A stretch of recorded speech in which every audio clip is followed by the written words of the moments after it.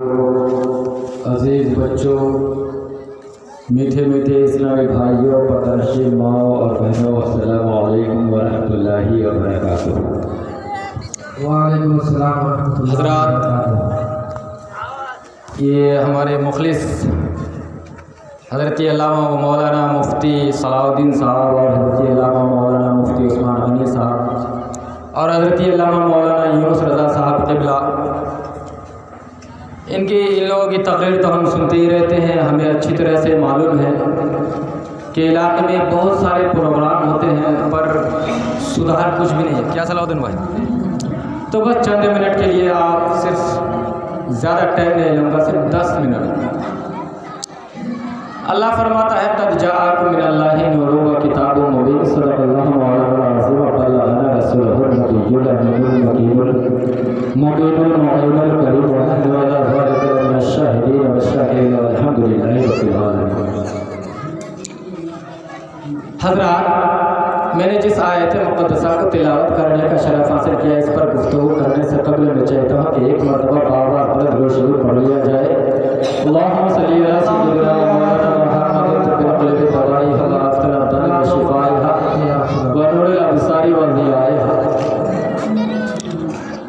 شاعر فرماتے ہیں قرآن گھر گھر میں ہے مگر ہم پڑھتے نہیں، قرآن گھر گھر میں ہے مگر ہم پڑھتے نہیں، ذرا بھی خدا کا خوف ہم کرتے نہیں، ذرا بھی خدا کا خوف ہم کرتے نہیں، اور آتی ہے مصیبت تو ہمیں خدا یاد آتا ہے، آتی ہے مصیبت تو ہمیں خدا یاد آتا ہے، ورنہ سر تو کبھی سجدے میں ہم رکھتے نہیں، ورنہ سر تو کبھی سجدے میں ہم رکھتے نہیں، اور زلزلوں کے جھٹکوں سے اٹھ جاتے ہیں فقط۔ صلاح الدین بھائی، زلزلوں کے جھٹکوں سے اٹھ جاتے ہیں فقط، پر سن کر اذان کبھی ہم اڑتے نہیں، پر سن کر اذان کبھی ہم اڑتے نہیں، کانوں میں اذان کی بھلا کیسے آئے آواز۔ کیا صلاح الدین بھائی؟ کانوں میں اذان کی بھلا کیسے آئے آواز، ارے بند تو ٹی وی کبھی ہم کرتے نہیں، بند تو ٹی وی کبھی ہم کرتے نہیں، اور سورج سے تو انسان نظر آتے ہیں ہم، پر سیرت سے تو انسان ہم لگتے نہیں، پر سیرت سے تو انسان ہم لگتے نہیں۔ آج ہمارے معاشرے کے اندر بہت بگاڑ ہے، نہ جانے کتنے اس علاقے میں جلسے پروگرام ہوتے ہیں لیکن سدھار ایک ذرا سا بھی نہیں ہے، افسوس کی بات ہے۔ لیکن اس کے پیچھے ایک کارن ہے، وہ کارن کیا ہے؟ سب سے پہلی بات علم کی ہے۔ میں پہلے اصلاح معاشرے پر آپ لوگوں کو کچھ سمجھا دوں کہ آج معاشرے میں جو اتنی بگاڑ آئے ہیں اس کا کارن ہے علم۔ آج دیکھیے نوجوانوں کو سر کے بال کس طرح سے مرغا کا ڈنڈا کیا بولتے ہیں، طرح طرح کے ڈیزائن نکالتے ہیں، اور یہ قیامت کی نشانی ہے۔ اور لڑکیوں کو دیکھو کہ مردوں کے جیسے بال کٹواتی ہے، آگے تھوڑا سا الگ سے نکالتی ہے، اور سر کے بالوں کے چونٹیوں کو اوپر لے جا کر باندھتی ہے ہیروئن کی طرح۔ تو سرکار نے آج 1400 سال پہلے فرما دیے تھے کہ میں نے 2 طرح کی عورتوں کو جہنم میں دیکھا، 2 طرح کی عورتوں کو جہنم میں دیکھا ہے۔ تو صحابہ کرام نے عرض کی یا رسول اللہ صلی اللہ تعالیٰ علیہ وسلم، وہ 2 طرح کی عورتیں جو جہنم میں جائے گی کیا وہ ابھی موجود ہے؟ تو سرکار دو عالم صلی اللہ تعالیٰ علیہ وسلم نے فرمایا کہ وہ ابھی یہاں نہیں ہے پر بعد میں آئے گی، آگے چل کر وہ عورت نظر آ جائے گی۔ تو صحابہ کرام نے عرض کی یا رسول اللہ صلی اللہ تعالیٰ علیہ وسلم، اس کی نشانیاں بتا دیجئے کہ وہ کس طرح کی ہوگی۔ تو سرکار دو عالم صلی اللہ تعالیٰ علیہ وسلم نے عرض کیا او میرے صحابیوں سنو سنو، ان میں سے ایک وہ عورت ہوگی جن کے سر پر بال ہو، جن کے سر پر بال ہو اور وہ اترا کر مٹک مٹک کر چلتی ہو، اور وہ اپنے سر کے بالوں کے اونٹ کے کوہان کی طرح اوپر لے جا کر، آج اکثر لڑکیوں کو یہ دیکھا جاتا ہے سر کے بالوں کو اوپر لے جا کر یوں کر کے اپنے سر کے بالوں کو چونٹیوں کو اونٹ کی کوہان کی پر बांधे तो जब ऐसी औरत को देखो तो समझ लो कि वह औरत जहन्नमी है। और दूसरी बात सरकार दो आलम सल्लल्लाहु ताला अलैहि वसल्लम ने फरमाए कि दूसरी वो औरत जहन्नम में जाएगी कि जिनके बाल ना हो, मर्दों का शक्ल इख्तियार करे, पतला और बारीक कपड़ा पहने, जीन्स और टी शर्ट पहनने लगे, तो ऐसी औरतों को देखो तो समझ लो कि वो औरत जहन्नम में जाएगी। आज ये हो रहा है कि नहीं? यहूदी और नसरानियों की ये चाल थी कि मुसलमान कैसे बर्बाद हो, मुसलमान कैसे बर्बाद हो। मैं आप हजरात से पूछना चाहता हूँ मेरे दोस्तों बुजुर्गों, आज हमारी माएँ बहनें, चाहे आपकी बेटी हो चाहे हमारी बेटी हो, चाहे किसी की भी बेटी हो, जब कोई लड़की बम्बई गई नहीं, इंग्लैंड गई नहीं, अमेरिका गई नहीं, लखनऊ गई नहीं, गोवा गई नहीं, तो फिर बम्बई का फैशन, इंग्लैंड का फैशन, गोवा का फैशन यहाँ कैसे आ गया? ये सर के बालों को तो हम कभी देखे नहीं थे कि इस तरह से डिजाइन, ये लाल करना, ये मुर्गा कटिंग करना, ये कहाँ से आया? तो इसके पीछे एक बीमारी है। वो बीमारी ये है कि मोबाइल। वो बीमारी क्या है? मोबाइल। अच्छा, मोबाइल एक ऐसी चीज़ है मेरे दोस्तों बुजुर्गों कि उसको अगर सही जगह यूज़ करोगे तो जन्नत का रास्ता दिखाएगा, और गलत जगह पर यूज़ करोगे तो जहन्नम का रास्ता दिखाएगा। क्या सलाहुद्दीन भाई? तो इसके पीछे जो राज है वो मोबाइल है। मैं पूछना चाहता हूँ मेरे दोस्तों बुजुर्गों, आज मैं देखता हूँ कि हर लड़कियों के हाथों में इतना बड़ा बड़ा मोबाइल होता है, इतना बड़ा मोबाइल होता है। अच्छा, मानता हूँ अगर भाई बाहर रहता है तो क्या बाप के मोबाइल से बात नहीं कर सकते? कोई भी रिश्तेदार बाहर है तो बाप के मोबाइल से कर सकते हैं ना? नहीं। मैं आप जरा से पूछना चाहता हूँ कि लड़कियों के हाथों में जो इतना बड़ा मोबाइल है, वो फेसबुक चलाएगी तो उसका रिश्ता किससे जुड़ा होगा? व्हाट्सएप चलाएगी तो उसका रिश्ता किससे जुड़ा होगा? यूट्यूब में देखेगी तो वो क्या देखती होगी? गाना ही तो देखेगी। और ये जो तरह तरह के जो डिज़ाइन निकालती है ये मोबाइल में मंगा करके यहाँ पर आया है, वरना हमारी लड़कियों को क्या पता था कि बम्बई में कौन सा फैशन है, इंग्लैंड में क्या चल रहा है? तो सुनो मेरे दोस्तों बुजुर्गों, मैं पूछना चाहता हूँ, किसी लड़की के पास इतनी गाड़ी नहीं है या कोई ऐसी लड़की नहीं है कि जिसकी फैक्ट्रियाँ चलती हो कि वो मोबाइल में हिसाब करती हो, या उसकी गाड़ियाँ गर्क हो जाएगी या वो फैक्ट्रियाँ बर्बाद हो जाएगी? है क्या कोई ऐसी लड़की है कि कोई बिजनेसमैन हो? नहीं है। तो इसके पीछे असल जो बीमारी है मोबाइल है, जिसकी वजह से आज मुआशरे के अंदर बिगाड़ आ चुके हैं। काश मेरे दोस्तों बुजुर्गों, आज अगर हम अपनी बेटियों को, अपनी माँ बहनों को कुरान पढ़वा देते, कानून शरीयत पढ़वा देते, इस्लामी अखलाक व आदाब पढ़वा देते, तो ऐ मेरे दोस्तों बुजुर्गों, आज जो हम ये देखते हैं ये देखने को नौबत नहीं आती। काश आज अगर हमारी माँ बहनें हजरत फातिमा ज़हरा की सीरत से वाबस्ता हो जाती, काश आज अगर हमारी माँ बहनें माँ आयशा की सीरत से वाबस्ता हो जाती, काश आज अगर हमारी माँ बहनें हजरत खदीजतुल कुबरा की सीरत से वाबस्ता हो जाती, तो आज हमें ये देखने को नहीं मिलता।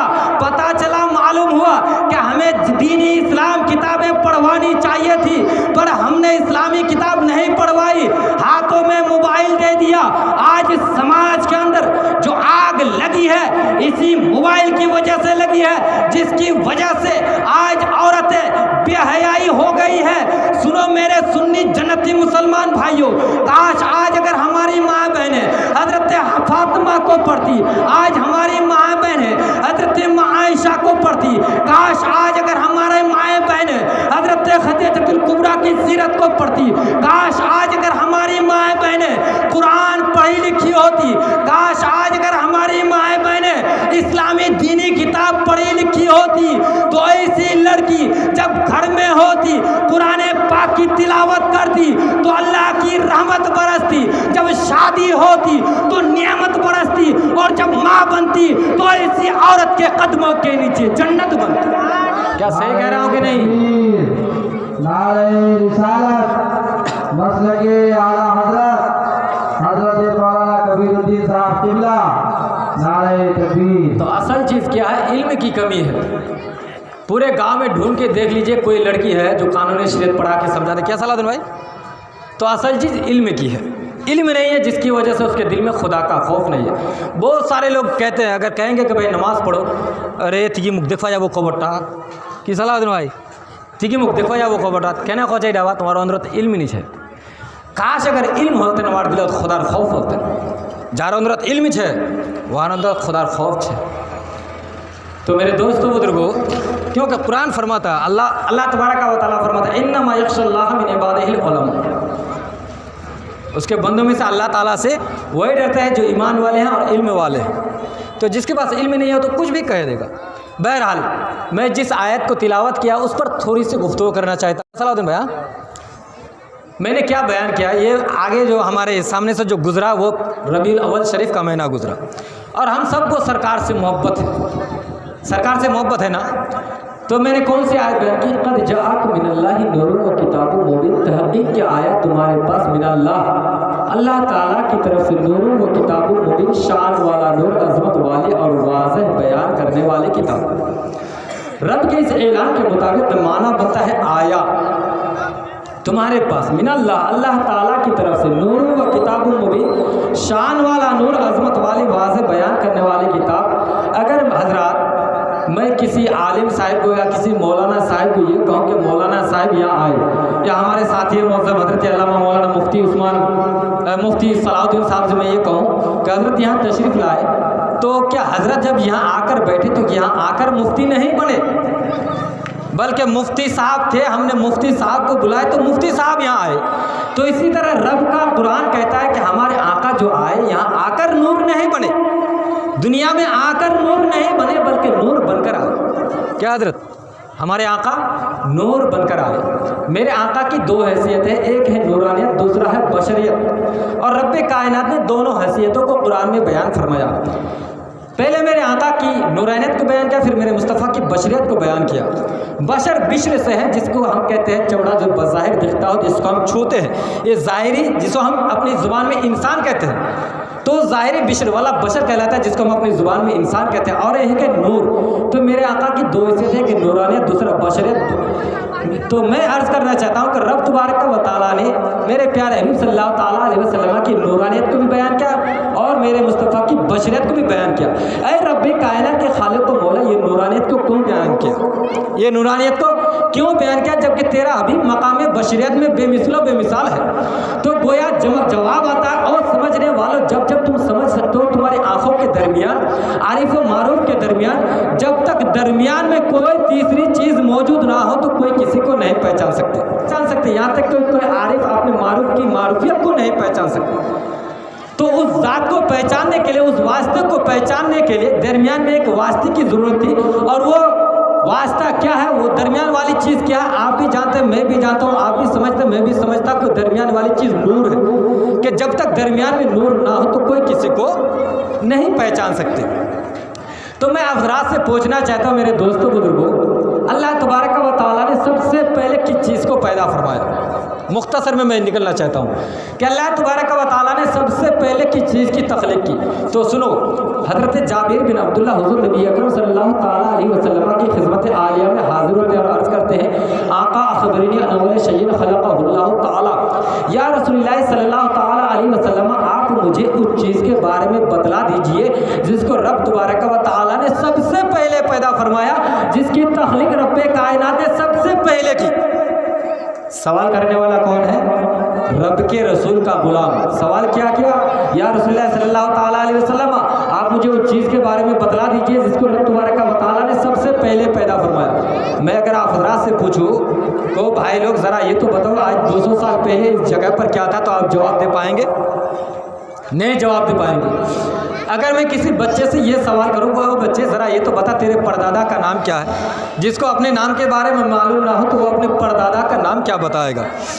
اور آپ لوگ بھی کہیں گے کہ مولانا صاحب عجیب ہے کہ بچے سے سوال کرتے ہیں. لہٰذا سوال کرنے کا یہ طریقہ نہیں ہے، بلکہ انسانیت کا تقاضا یہ ہے، انسانیت کا فطری تقاضا یہ ہے کہ سوال اس سے کرو جو جواب دینے کے لائق ہو. تو سوال کرنے والا کون ہے؟ رب کے رسول کا غلام. سوال کیا یا رسول اللہ صلی اللہ تعالیٰ علیہ وسلم، آپ مجھے اس چیز کے بارے میں بتلا دیجئے جس کو رب کائنات نے سب سے پہلے پیدا فرمایا. اگر ہمارے آقا کو علم غیب نہ ہوتا تو حضور نبی اکرم صلی اللہ تعالیٰ علیہ وسلم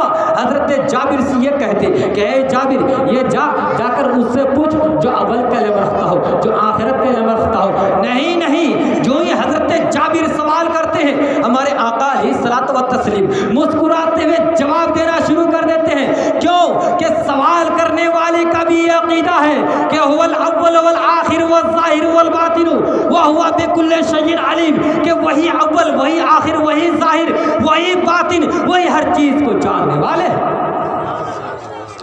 वही हर चीज़ को जानने वाले हैं। उन्हीं के दम कदम से बाग़े आलम में बहार, वो ना थे तो कुछ ना था, वो ना होते तो ये आलम ना होता। हमारे आका अलैहिस्सलाम ने किस अंदाज में जवाब इनायत फरमाया, तवज्जो चाहता हूँ। सरकार दो आलम सल्लल्लाहु ताला अलैहि वसल्लम फरमाते हैं, ओ जाबिर सुनना चाहता है तो सुन ले, या जाबिर इन्नल्लाह ताला खलक़ क़ब्ल अशिया नूरा नबिय्यका मिन नूरी। ऐ जाबिर सुन ले, रब तबारक व तआला ने सबसे पहले तेरे हबीब के नूर को अपने नूर के फैजान से पैदा फरमाया। और ए जाबिर सुन ले, वलम यकुन फी ज़ालिकल वक्त लौहुन वला कलमुन वला जन्नतुन वला नारुन वला मलकुन वला समाउन वला अर्दुन वला शम्सुन वला कमरुन वला जिन्न वला इंस। ए जाबिर सुन ले, उस वक्त ना तो लौह थी, ना कलम, ना जन्नत, ना दोज़ख, ना आसमान, ना ज़मीन, ना चांद, ना सूरज, गर्ज के कायनात के अंदर कोई मारी से वजूद में भी नहीं आई थी कि उस वक्त अल्लाह तबारक व तआला ने तेरे हबीब के नूर को अपने नूर के फैजान से पैदा किया, अपने नूर के फैजान से पैदा। अब मेरे दोस्तों बुजुर्गों, फिर उसी नूर से हज़रत आदम अलैहिस्सलाम का पुतला तैयार किया गया। जब अल्लाह तबारक व तआला ने इरादा फरमाया कि बाकी मखलूक की पैदा करो, तो अल्लाह तबारक व तआला ने फरिश्तों को हुक्म दिया, कहे फरिश्तों ज़मीन पर जाओ और एक मिस्काल खा के पाक का ज़र्रा लेकर के आओ। तो सबसे पहले हज़रत जिब्रील अमीन आए ज़मीन पर, मिट्टी को लेना चाहा तो रोना शुरू कर दिए, तो हज़रत जिब्रील अमीन छोड़कर चले गए। हज़रत मीकाईल अलैहिस्सलाम आए, वो भी ज़मीन के रोने को देखकर छोड़कर चले गए। एक के बाद दिगर फरिश्ते आ गए। उसके बाद हज़रत इज़राइल अलैहिस्सलाम आते हैं और ज़मीन के रोने को नहीं देखते हैं, बल्कि एक मिस्काल खा के पाक का ज़र्रा को लेकर वो हज़रात मोहतरम अपने मकाम पर पहुँचते हैं और ज़मीन से कहते हैं कि मैं तेरे रोने को देखूँ कि रब का हुक्म मानूँ, तेरे रोने को देखूं कि रब का हुक्म मानूं। अब जब हज़रत इज़राइल अलैहिस्सलाम उस मिट्टी को लेकर अपने मकाम पर पहुंचे तो अल्लाह का हुक्म हुआ कि उस मिट्टी को माए मोइन कोसर और तस्लीम से मिलाई जाए, मिलाकर नूर के कान के करीब ले जाकर रख दिया जाए। अब वो मिट्टी को, उस मिट्टी को नूर के कान के करीब ले जाकर रख दिया गया। अब हज़ार बरस तक वो खाक का ज़र्रा नूर के कान के पास रहा तो उसकी माहियत ही बदल गई, उसका जुग्राफिया ही बदल गया। अब वो खाक का ज़र्रा खाक नहीं रहा बल्कि नूर बन गया। अब फिर उसी नूर से हज़रत आदम अलैहिस्सलाम का पुतला तैयार किया। कुछ लोग कहते हैं कि हुज़ूर को 40 साल के बाद नबूवत मिली, तो सुनिए सरकार फरमाते हैं, अभी हज़रत आदम जिस्म और रूह के दरमियान थे कि सरकार फरमाते कुन्तु नबिय्युन व आदम बैन रूहि व जसद, कि आदम अलैहिस्सलाम अभी जिस्म और रूह के दरमियान थे कि उस वक्त मेरी नबूवत चमक रही थी। जिस्म और रूह के दरमियान थे कि उस वक्त मेरी नबूवत चमक रही थी। अब वो नूर हज़रत आदम अलैहिस्सलाम के पुश्त अतर में रख दिया गया। हज़रत आदम अलैहिस्सलाम ने एक परिंदे जैसी आवाज़ सुना। अर्ज़ किया है पाक परवरदिगार ये आवाज़ क्या है? जवाब आया कि ये मेरे हबीब के तस्बीह की आवाज़ है। मेरा अहद पकड़ो, इसे पाक रहमो और मुक़द्दस पुश्तों में अमानत रखना। अब फिर हज़रत आदम अलैहिस्सलाम के जिस्म में रूह डाल दी गई। हज़रत आदम अलैहिस्सलाम के जिस्म में रूह डाल दी गई। हज़रत आदम अलैहिस्सलाम के पिशाने आफताब की तरह चमकने लगे। इधर अल्लाह तबारक व तआला ने फरिश्तों को हुक्म दिया कि आदम के लिए सजदे में झुक जाओ। सब के सब झुक गए, सवाए इब्लीस के झुकने से इनकार कर दिया। इब्लीस झुकने से इनकार कर दिया। कितने साल तक उन्होंने सजदे किए? 6 करोड़ सालों तक उन्होंने इबादत की। इतने सजदे किए कि रोए ज़मीन में अगर फैला दिया जाए तो एक राय के दाने रखने की जगह बाकी ना रहे जहाँ उन्होंने सजदा ना किया हो। लेकिन जब रब तबारक व तआला ने कहा उसजुदु लि आदम, आदम के लिए सजदे में झुक जाओ, तो उसने इनकार कर दिया। तो अल्लाह तबारक व तआला ने इब्लीस को बारगाह जन्नत से निकाल दिया और कहा आज तक क़यामत तक तुझ पर मेरी लानत बरसती रहेगी। और इधर सजदा करने वालों को मरातब रफ़िया अता किया जाता है। इमाम फ़खरुद्दीन राज़ी रहमतुल्लाहि तआला अलैह फरमाते हैं कि आदम को जो सजदा हुआ इसलिए हुआ कि हुज़ूर सल्लल्लाहु तआला अलैहि वसल्लम का नूर जो हज़रत आदम की पिशानी पर मौजूद था। अब हज़रत आदम अलैहिस्सलाम ने देखा कि फरिश्ते उनके पीछे पीछे फिरते रहते हैं। तो खुदावंद कुद्दुस की बारगाह में अर्ज़ की, एक पाक परवरदिगार ये फरिश्ते मेरे पीछे पीछे क्यों फिरते हैं? तो जवाब आया कि मेरे हबीब के नूर की ज़ियारत कर रहे हैं। تو حضرت آدم علیہ السلام نے خداوند قدوس کی بارگاہ میں عرض کی، اے پاک پروردگار، میں چاہتا ہوں کہ وہ نور میری پیشانی میں ہو جائے تاکہ فرشتے آگے آگے چلنے لگے۔ پھر وہ نور پیشانی آدم میں رکھ دیا گیا اور فرشتے آگے آگے قطاریں بن کر چلنے لگے۔ پھر حضرت آدم علیہ السلام نے خداوند قدوس کی بارگاہ میں التجا کی، دعا کی، اے پاک پروردگار، میں چاہتا ہوں کہ وہ نور میری انگلیوں میں اتر آئے تاکہ اسے میں دیکھ سکوں اور چوم سکوں، آنکھوں سے مل سکوں۔ پھر وہ نور حضرت آدم علیہ السلام کی انگلیوں میں اتار دیا گیا۔ حضرت آدم علیہ السلام نے اس کو چوما، آنکھوں سے ملا اور پڑھا، قرۃ عینی بکا یا رسول اللہ صلی اللہ تعالیٰ علیہ وسلم، یا رسول اللہ صلی اللہ تعالیٰ علیہ وسلم، میرے کی آنکھوں کی ٹھنڈک تو آپ ہو، میری آنکھوں کی ٹھنڈک آپ ہو۔ اب یہاں سے حضرت آدم تک تو نور پہنچ گیا، حضرت آدم سے حضرت عبداللہ تک وہ نور کیسے پہنچا؟ آج تو ہمیں اپنے دادا کا نام یاد نہیں رہتا ہے، ہمارے دادا کا نام ہمیں یاد نہیں ہے۔ میں آپ حضرات کے سامنے حضور صلی اللہ تعالیٰ علیہ وسلم کے شجرۂ نسب رکھنے جا رہا ہوں۔ صلاح الدین بھائی جلدی آئیے، بیٹھیے۔ شجرۂ نسب یعنی کہ حضرت آدم سے حضرت عبداللہ تک وہ نور کیسے پہنچا؟ تو سنیے توجہ سے، بہت مزہ آ جائے گا اگر توجہ سے سنیں گے۔ صلاح الدین بھائی توجہ سے سنیے کہ حضرت آدم سے حضرت عبداللہ تک وہ نور کیسے پہنچا۔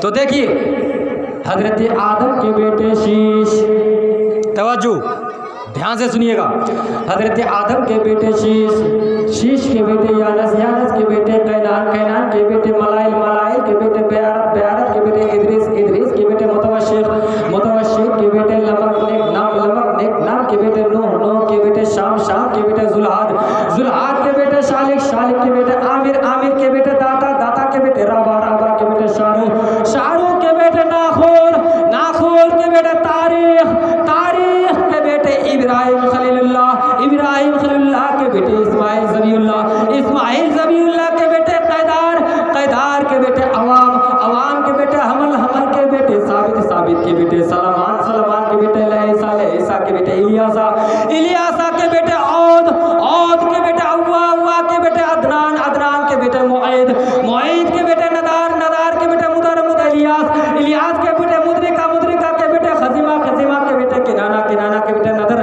نظر کے بیٹے مالک، مالک کے بیٹے فہر، فہر کے بیٹے غالب، غالب کے بیٹے لوئی، لوئی کے بیٹے کعب، کعب کے بیٹے مرہ، مرہ کے بیٹے کلاب، کلاب کے بیٹے قصی، قصی کے بیٹے عبد مناف، اور عبد مناف کے بیٹے ہاشم، ہاشم کے بیٹے عبد المطلب، اور عبد المطلب کے بیٹے عبداللہ، اور عبداللہ کے بیٹے جناب محمد الرسول اللہ۔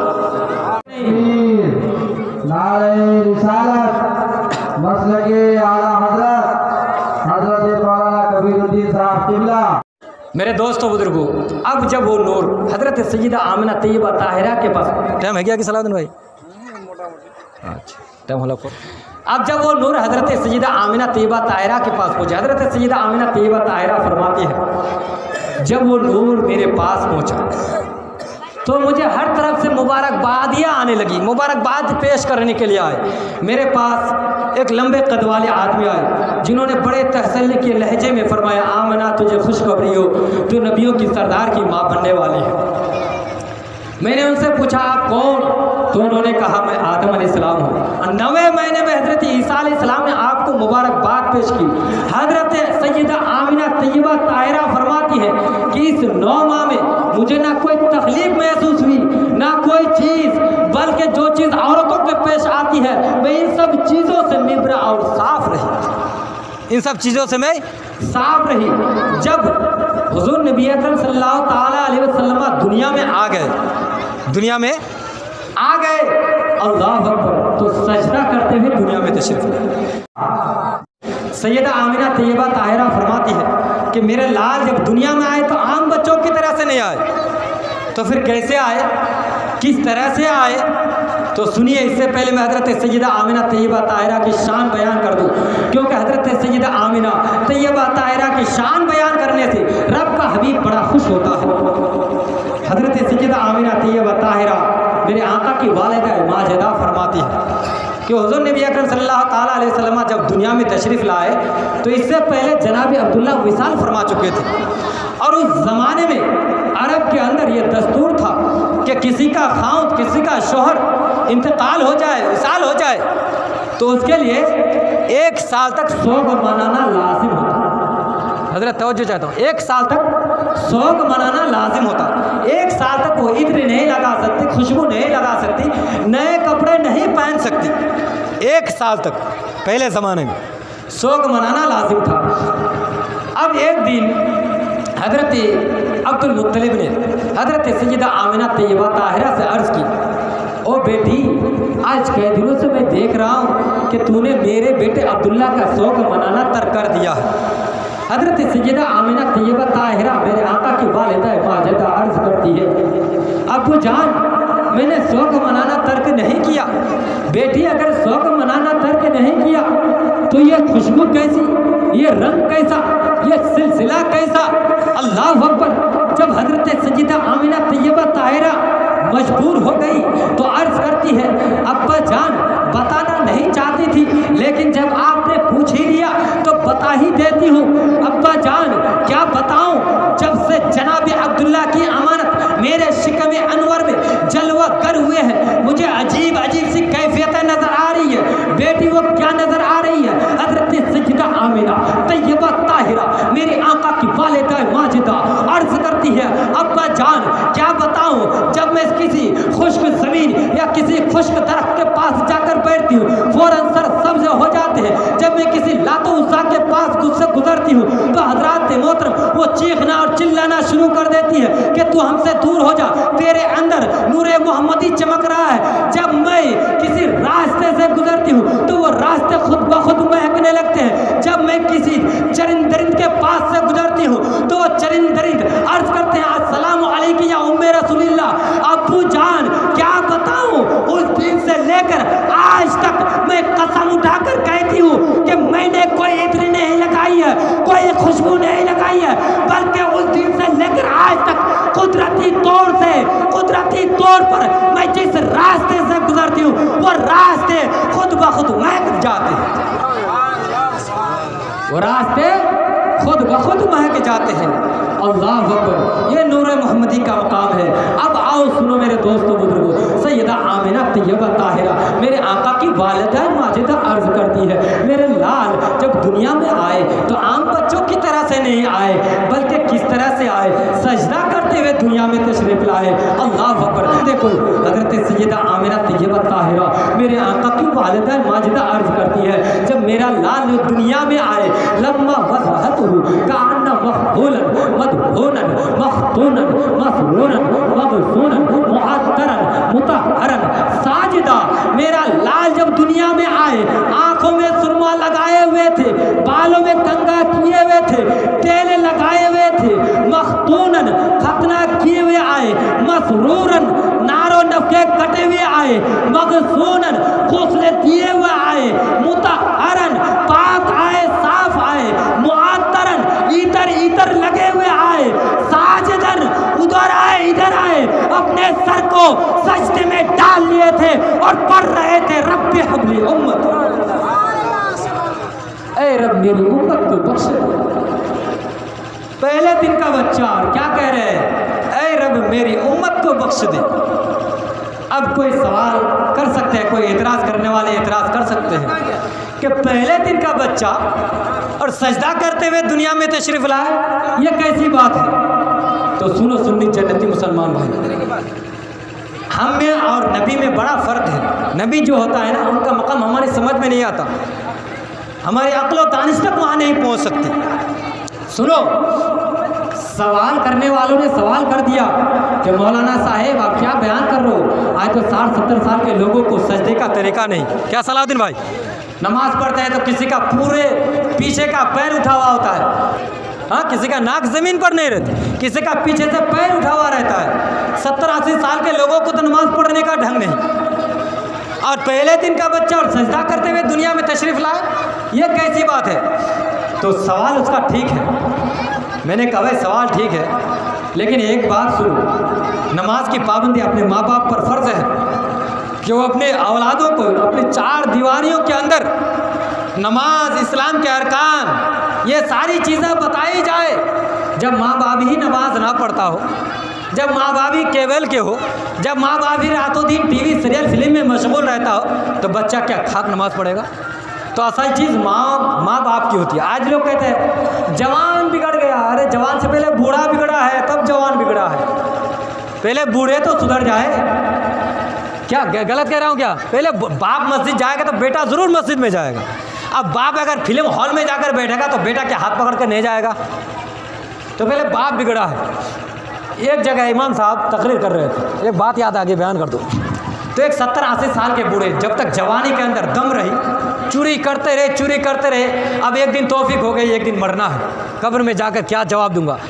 اب چلنے کے لائق نہیں ہے، تو آہستہ پہستہ کر مسجد تو چلے گئے، تو کچھ تو آتا نہیں، سورہ فاتحہ تو پڑھا نہیں، چلے گئے۔ امام صاحب خطبہ پڑھ رہے ہیں، اور جب خطبہ پڑھتے ہیں تو اللہ کے فرشتے جھوم جاتے ہیں، سننے کے لیے آتے ہیں۔ تو انسان کو سننا چاہیے نا پیار سے، جب اللہ کے فرشتے سننے کے لیے آتے ہیں خطبہ کو۔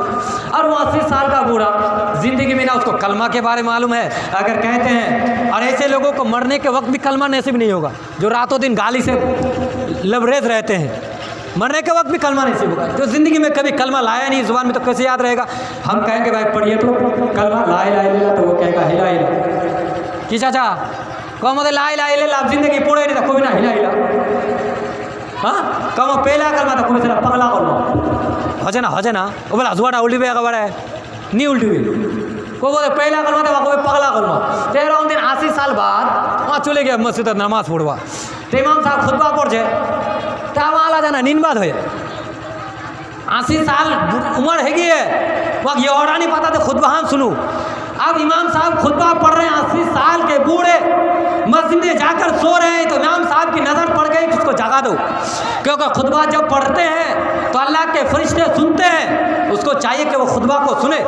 تب وہاں کھوٹا جیرا لوگ چلوا کے جاگوا کے وہاں کا خطبہ اٹھائے، وہاں کا چمکا اٹھال کہ جائے لوگ ٹاور جیرا کھوٹا بوڑھے جاگو جائے چاچا خطبہ سنوا لگے، تم کو کیسے پتا کہ میں خطبہ نہیں سن رہا ہوں؟ ارے تھکا ہوا ہوں اسی لیے میں سر نیچے کر کے افسوس میں بیٹھا ہوا ہوں۔ دیکھیے ہمارے آ رہا غصہ دیکھو، اللہ اکبر، اسی 80 سال کے بوڑھے کا غصہ دیکھو کہ جوان نے کہا کہ چچا یہاں نماز پڑھنے کے لیے آئے ہو، سونے کی جگہ نہیں ہے، خطبہ سنو، کیونکہ خطبہ جب پڑھا جاتا ہے تو اللہ کے فرشتے اسے سنتے ہیں، ہمیں بھی چاہیے کہ خطبہ کو اچھے انداز میں سنا جائے۔ اللہ اکبر۔ اب وہ بوڑھا کسی طرح سے نماز پڑھ لیے، اب وہ بوڑھا نہیں گئے، بہت لا لوگ چاچا کی خالی مسجد میں جاتے جاتے خالی دیرا کا چھوٹا چھوٹا سورت لا پڑھا دے، خالی دیرا کا چھوٹا چھوٹا سورت لا ہو جو کو پڑھا دو اور میں نکلے بھاگو ہو جائے نا۔ بہت لا لوگ لمبا سورتاؤں نہیں برداشت ہوچے، دعاؤں نہیں برداشت ہوچے، تو سنو اب 80 سال کے بوڑھے نہ لمبی سورت اسے برداشت ہو رہی ہے اور نہ لمبی دعا برداشت ہو رہی ہے۔ امام صاحب دعا مانگ رہے ہیں، یا الہی رحم فرما مصطفیٰ کے واسطے، تو 80 سال بڑھاڑا کو جائے امام صاحب جلدی سے ختم کیجئے خدا کے واسطے۔ دیکھا جان کی غلط کو چکی چاچا چھ بہت لا بڑھا کوٹلا کا نہیں کو جو ہے چھ کو جھلا بڑھا ہے رقم تھی کہ جائے امام صاحب جلدی سے ختم کیجئے خدا کے واسطے۔ دیکھیے آج ہمارے بوڑھوں کا حال، اور کہتے ہیں نوجوان بگڑ گیا، پہلے تو بوڑھا بگڑا ہے۔ جب 70-80 سال کے بوڑھے چوک چوراہے پر اگر تاش کھیلے گا، شراب پیے گا، گنجا کھائے گا، تو جوان کیوں نہیں کرے گا بھائی؟ پہلے بوڑھا مسجد جاؤ تو بیٹا کو لے کے جاؤ ساتھ میں، تو ضرور ادب قاعدہ سیکھے گا۔ اچھا سنو، تو سوال ہو گیا، میں کہاں پہ چھوڑا تھا کہ پہلے دن کا بچہ سوال ہو گیا۔ سوال تو اس کا ٹھیک ہے، کیونکہ آج 70 سال 80 سال کے لوگوں کو سجدے کا طریقہ معلوم نہیں ہے۔ تو میرے دوستوں بزرگوں، سرکار نے فرمایا کہ جب شادی کرو تو اس عورت سے شادی کرو کہ وہ دین کے معاملے میں کیسے جانکار ہے، وہ دین کے معاملے میں کیسے جانکار ہے۔ صرف دولت دیکھ کر مت شادی کرو، بلکہ حسن و جمال بھی دیکھو اور ساتھ ساتھ دین بھی دیکھو کہ وہ خدا کا حق ادا کر رہی ہے یا نہیں۔ اگر وہ خدا کا حق ادا نہیں کرتی، نماز جو ذمہ 5 ٹائم فرض ہے، اگر وہ نماز ادا نہیں کرتی تو وہ شوہر کی کیا حق ادا کرے گی؟ ہاں، تو دیندار دیکھ کے شادی کرو، لیکن ہم تو خوبصورت چاہیے، چاہے جیسی ہو ہمیں خوبصورت ہونی چاہیے۔ بہرحال تو میرے دوستوں بزرگوں سوال ہو گیا، پہلے دن کا بچہ سجدہ کرتے ہوئے کیسے دنیا میں تشریف لائے؟ تو میں نے کہا ارے بھائی وہ تیرے میرے بچے ہوں گے جسے پتہ نہ ہو، وہ تیرے میرے بچے ہوں گے جسے رونے سے فرصت نہیں، مگر نبی جو ہوتا ہے وہ ہماری عقل و دانش سے باہر ہے۔ بولا وہ کیسے؟ میں نے کہا ارے قرآن سے پوچھو۔ کیا صلاح الدین بھائی؟ میں نے کہا قرآن سے پوچھو کہ حضرت سلیمان علیہ السلام عصا پہ ڈنڈا بجا وجہ لاٹھی گان لے آجی نا ہمارا تو لاٹھی گان ٹائم کو ٹیک لگانے لاٹھی گان بہت ٹیک لگانے ہوا کھڑا چھی وہ روڑا نکلے گیا ٹیک لگائی کھڑا چھی جن کامت لگا دی قرآن چھیڑا بیان صلاح الدین بھائی پوچھ لو۔ حضرت سلیمان علیہ السلام عصا پہ ٹیک لگائے ہوئے تھے اور آپ جنوں کو کام پہ لگائے ہوئے تھے کہ روح نکل گئی، روح نکل گئی اور کتنے دن کھڑے رہے؟ میں نہیں کہہ رہا بھائی، قرآن کی بات ہے، سال بھر کھڑے رہے۔ جن آپ کو دیکھتے تو کہتے رہے بھائی یہ تو عبادت کر رہے، چلو کام پہ لگے رہو۔ رب کے حکمت کے مطابق جب کام مکمل ہوا، صرف جو اس کو کھایا آگ نیچے گری تو جنوں کو پتا چلا او اس کی تو روح نکل گئی۔ کتنے سال تک کھڑے رہے؟ 1 سال تک کھڑے رہے۔ اللہ اکبر۔ آج ڈاکٹر کہتے ہیں کہ 3 دن 4 دن کے بعد پیٹ پھٹ جاتا ہے، مگر یہ رب کا رسول ہے کہ عصا پہ ٹیک لگائے ہوئے تھے کہ روح نکل گئی، مگر جسم بھی سلامت، کیفیت بھی سلامت، خوشبو بھی سلامت۔ تو یہ کیا ہے؟ میں نے کہا یہی تو پیغمبر کی بات ہے کہ عام بندے کو نبی کی ذات پر قیاس نہیں کر سکتے۔ عام بندے کو نبی کی ذات پر قیاس نہیں کر سکتے میرے دوستو بزرگ، یہ نبی کا مقام ہے۔ اللہ اکبر۔ اور سناؤ کیا ٹائم ہو گیا صلاح بھائی؟ لیکن ایک بات یاد رکھو میرے دوستو بزرگ، کچھ بھی کرو، کروڑ پتی، ارب پتی، کھڑک پتی، کچھ بھی بن جاؤ، لیکن موت کو کثرت سے یاد کرو۔ پھر پر موت کی تمنا مت کرو، مرنے کی دعا مت مانگو۔ اب یہاں کو مصیبت حسین یا اللہ مغناسی کو نکے الا گوڑا مصیبت لا جلبر کرنے موقع رکھے دی دنیا رات یوڑا کونا گناہ ہے۔ سرکار نے سختی سے منع فرمایا، سرکار نے موت کی تمنا کرنے سے سختی سے منع فرمایا، موت کو یاد کرنے کے لیے کہا۔ کیوں؟ اس لیے کہ موت کو جو یاد کرتا ہے وہ دنیا کی خواہشوں سے دور رہتا ہے، جو موت کو یاد کرتا ہے وہ دنیاوی لین دین سے دور رہتا ہے، جو موت کو یاد کرتا ہے اس کے دل میں خدا کا خوف بستا ہے، جو موت کو یاد کرتا ہے اس کے دل میں خدا کا خوف ہوتا ہے، جو موت کو یاد کرتا ہے وہ حرام چیزوں سے اجتناب کرتا ہے، جو موت کو یاد کرتا ہے وہ سودی لین دین سے کوسوں دور رہتا ہے، جو موت کو یاد کرتا ہے وہ علماء سے قریب ہوتے ہیں، جو موت کو یاد کرتا ہے اسی کے دل میں عشق مصطفیٰ ہوتا ہے۔ ارے جو موت کو یاد کرتا ہے وہ سیرت مصطفیٰ کا پابند ہوتا ہے، جو موت کو یاد کرتا ہے وہ اتباع سنت کا پابند ہوتا ہے، جو موت کو یاد کرتا ہے انہیں کا دل نور ایمان سے جگمگاتا رہتا ہے۔ اور ایسا بندہ جب اس کے دل سے دنیا کی محبت نکل جاتی ہے، آخرت کی محبت اس کے دل میں بس جاتی ہے، وہی بندہ دنیا و آخرت دونوں جگہ کامیاب ہو جاتا ہے۔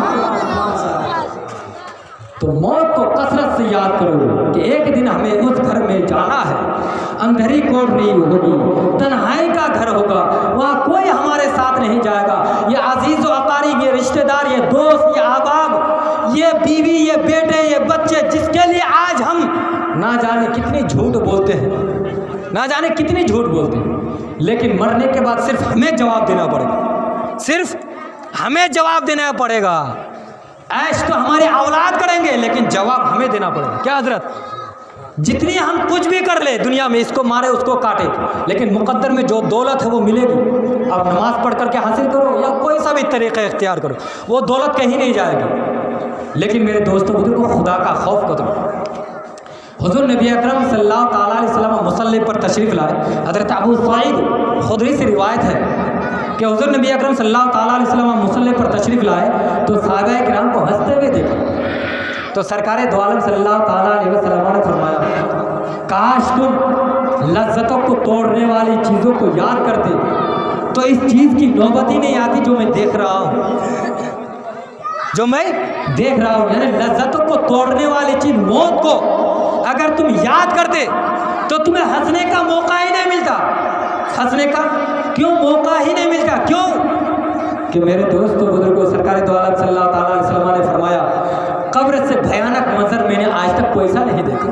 قبر کا منظر بہت بھیانک ہوگا، قبر تنہائی کا گھر ہوگا۔ قبر زبان حال سے کہتی ہے کہ او میرے بندو سنو، میرا گھر تنہائی کا گھر ہے، اندھیری کوٹھری ہے، کیڑوں مکوڑے کا گھر ہے، کیڑے مکوڑوں کا گھر ہے۔ یہاں آؤ گے تو اچھا اعمال لے کر کے آنا، یہاں تمہارے رشتہ عزیز و اقارب کوئی نہیں آئیں گے، یہاں اعمال دیکھے جائیں گے۔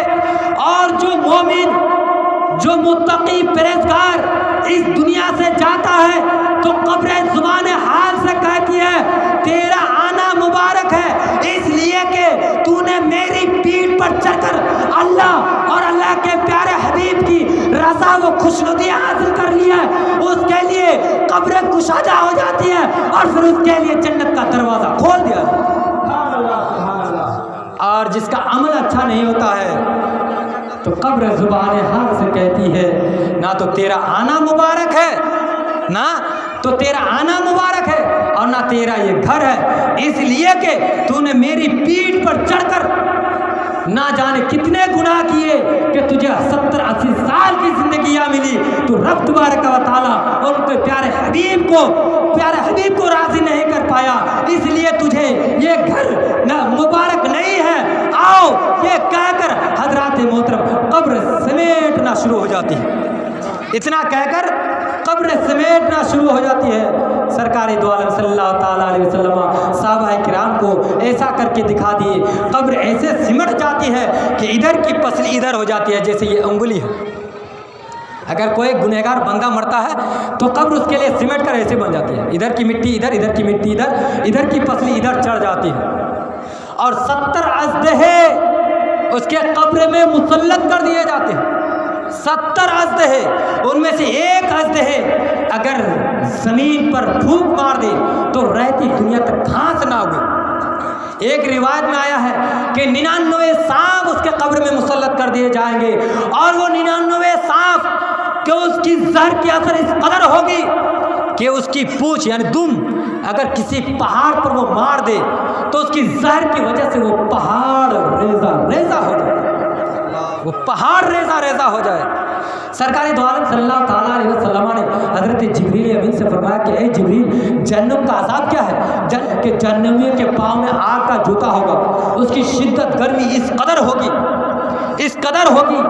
کہ اس کا دماغ پگھل کر کان اور ناک سے جھڑ جھڑ کر گرے گا، کان اور ناک سے جھڑ جھڑ کر گرے گا۔ 70 سال تک جہنمی چیختا رہے گا کہ مجھے پانی پلا دو، پانی پلا دو، مگر اس کی کوئی آواز سننے والا نہیں ہوگا۔ 70 سال کے بعد جہنم کا داروغہ کہے گا تو کیوں چلاتا ہے، کیوں چیختا ہے؟ کہا پیاس کے مارے میرا حلق سوکھ چکا ہے، مجھے پانی چاہیے۔ تو بسلری پینے والوں، قبر میں بسلری پیش نہیں کیا جائے گا، کیا سلامت بھائی؟ مائے واٹر پیش نہیں کیا جائے گا، تھیمس اپ، کوکا کولا، پیپسی پیش نہیں کیا جائے گا۔ علماء بیٹھے پوچھ لیجئے، مائے حمیم قرآن ہے کیا حضرت؟ مائے حمیم یعنی کھولتا ہوا گرم پانی پلا جائے گا، اور وہ کھولتا ہوا گرم پانی جب اس کے سامنے رکھا جائے گا وہ اپنے ہاتھ میں لے گا، اس کی بھاپ کی وجہ سے اس کا چہرے کا چمڑا پگھل کر اس پانی میں گر جائے گا اور وہی پانی اس کو پلایا جائے گا۔ اسی لیے کہتا ہوں میرے دوستوں بزرگوں، علماء کا عزت کرو، علماء کا احترام کرو، علماء کے پاس بیٹھو، علماء سے سیکھو۔ آج علم نہیں ہے جس کی وجہ سے ہمارے معاشرے کے اندر بگاڑ آ چکا ہے۔ کاش علم ہوتے تو آج یہ جو طرح طرح کے نوجوان لڑکیاں یہ ڈیزائن بالوں کے ڈیزائن نکالتے نا، یہ نہیں نکالتے، پردے کے ساتھ چلتے۔ تو اصل چیز علم کی ہے، علم کی کمی ہے۔ اپنی لڑکیوں کو قانون شریعت، اسلامی اخلاق و آداب جیسی کتابوں کی تعلیم دو۔ وآخر دعوانا ان الحمدللہ رب العالمین، استغفر اللہ رب अल्हम्दुलिल्लाह। अमल से जिंदगी बनती है जन्नत भी जहन्नम भी। अमल से जिंदगी बनती है जन्नत भी जहन्नम भी। ये खाकी अपनी फितरत में ना नूरी है ना नारी। इतना तो इख्तियार रब्बे कदीर ने हमें अता फरमाया है कि हम चाहें तो बेहतर आमाल के जरिए से अपनी जिंदगी को खुशगवार बना सकते हैं और बुरे किरदार की वजह से अपनी जिंदगी को बदनुमा बना सकते हैं। इतना इख्तियार दोस्तों अल्लाह तबारक व तआला ने हमें अता फरमाया है। इतनी अक्ल सलीम रब्बे कदीर ने हमें अता फरमाई है। अब हमें पसंद करना है, हमें इख्तियार करना है कि हमारे लिए क्या बेहतर होगा और क्या भला होगा। मुअज़्ज़ज़ बावक़ार सामईन, अभी आप तमामी हज़रात ने मुस्लिम कौम व मिल्लत हज़रत अल्लामा व मौलाना कबीरुद्दीन साहब से निहायत ही जामे माने और इस्लाही माशरा से लबरेज बहुत ही सुलझी हुई तकरीर आपने समाअत फरमाई। रब्बे कदीर हम सबों को उस पर भरपूर अमल की तौफीक अता फरमाए। बस मैं आपके बीच से रुखसत होना चाहूँगा दोस्तों कि अल्लाह तबारक व तआला ऐसी मुदल्लल तकरीरों को सुनने के बाद हमें भी बुराइयों से दूर रहने की तौफीक अता फरमाए। क्योंकि दोस्तों कहने वालों ने कहा है कि बुराई चाहे छोटी हो या बड़ी, महाकवि कालिदास ने अपने लेखन में लिखा है कि बुराई छोटी हो या बड़ी वो विनाश का कारण बनती है। जिस प्रकार नाव में सुराख छेद छोटा हो या बड़ा वो डुबा ही देता है नाव को।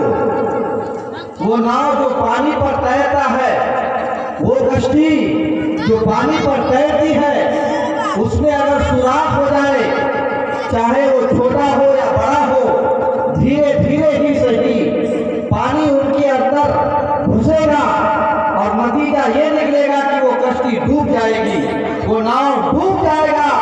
बस यूं ही दोस्तों बुजुर्गों, हमारी जमात में, हमारे समाज में, हम में बुराई चाहे छोटी हो या बड़ी हो हमारी तबाही का कारण बन जाएगी, हमारी बर्बादी की वजह बन जाएगी। इसलिए बरादरान मिल्लत इस्लामिया, हमारे घर छोटी हो तो भी उसको खत्म कीजिए, बड़ी हो तो भी उसको खत्म कीजिए, वरना दोस्तों हमारी आखिरत बर्बाद हो जाएगी, हमारी आखिरत तबाह को बर्बाद हो जाएगी और कब्र में हमें पछताना ही पछताना पड़ेगा और कल क़यामत के मैदान में रब्बे ज़ुल जलाल की बारगाह में हमें शर्मिंदगी उठानी पड़ेगी।